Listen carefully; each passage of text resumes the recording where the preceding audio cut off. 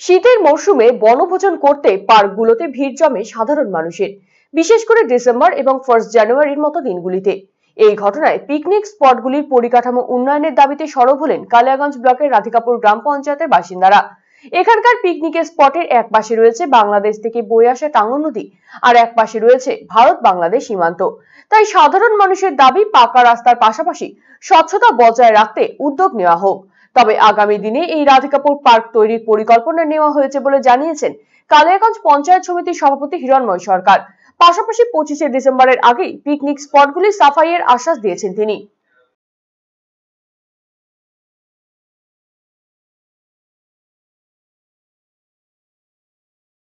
দেখুন, এখন তো কালিয়াগঞ্জ ব্লকের মধ্যে বিনোদনের জায়গা বলতে এই পিকনিকের সময় একমাত্র রাধিকাপুর স্পটটাই আছে, আর বাকি তো সবই বন্ধ হয়ে গেছে।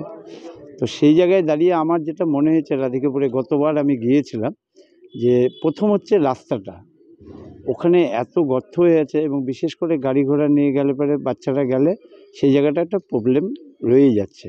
তো আমি প্রথম বলবো যে সেই রাস্তাটাকে যাতে সংস্কার করে রাস্তাটা তৈরি করা যায়। ইতিমধ্যেই আমি একটু শুনতে পেরেছি যে ওখানে একটা পার্কের যে বাকি বাউন্ডারিটা বাকি আছে সেটা এই বছর হয়ে যাবে হয়তো সম্ভবত।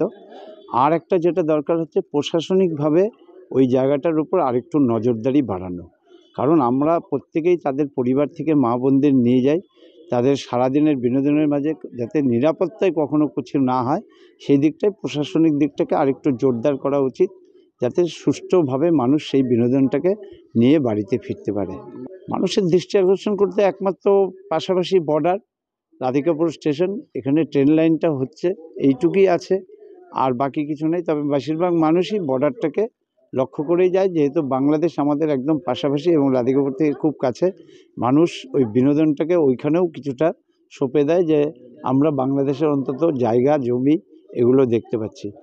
আমাদের কালিয়াগঞ্জের মধ্যে পিকনিক স্পট তো অনেকই ছিল। বিগত 2 বছর থেকে ধামজা ফরেস্টের পিকনিক আপাতত বন্ধ হয়ে গেছে। সে তুলনায় আমাদের এখন রাধিকাপুরে সবাই পিকনিক করতে আসে, কারণ ওখানে একটা বাংলাদেশ বর্ডার আছে এবং টাঙ্গন নদী আছে। নদীর ধারে আমাদের পঞ্চায়েত সমিতির জায়গা আছে, ফুটবল মাঠ আছে, সেখানে সবাই পিকনিক করে। সাধারণত 25 তারিখ থেকে পিকনিকটা, বড়দিনের থেকে পিকনিকটা শুরু হয় এবং জানুয়ারি মাসটা গোটাটাই হয়। সেখানে আমরা পঞ্চায়েত সমিতির থেকে একটা পার্ক, মানে এখনও অর্ধসমাপ্ত হয়ে আছে। আমরা এবারও 50-60 থেকে আমরা ওটা 20 লাখ টাকা ধরেছি বাউন্ডারির জন্য। আরও বিগত দিনে আমরা সেটাকে পার্কটাকে আস্তে আস্তে তৈরি করে ফেলব। এবার আমাদের যেটা ওখানে টয়লেট সেট আছে, আমরা সাধারণত এই পিকনিক চলাকালীন টয়লেট সেট পরিষ্কার থাকে, আমাদের ওখানে টিউবওয়েলের ব্যবস্থা থাকে, দোলনা টোলনা হাবিজাবি যেগুলো আছে সেগুলো যা আছে পিকনিক চলাকালীন আমরা সবসময় সেগুলো পরিষ্কার রাখারই ব্যবস্থা। বেশ কিছু নোংরা আবর্জনা রয়েছে, না, সেটা যেটা আছে আপাতত পিকনিক চলাকালীন সেগুলা থাকবে না। আমরা তো আমাদের যে কেয়ারটেকার ওখানে আছে তাকে আমরা বলেছি সে জায়গাগুলো সব পরিষ্কার করে